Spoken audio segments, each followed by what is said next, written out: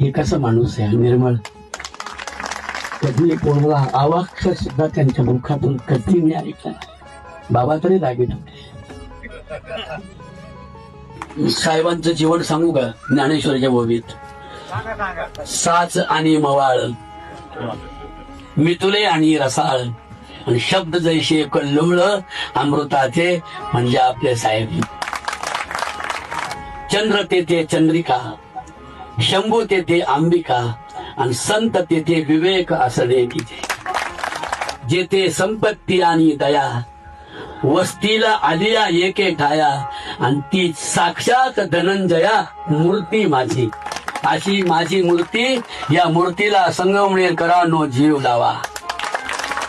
ही मूर्ती आहे म्हणून इथे शिक्षण आहे.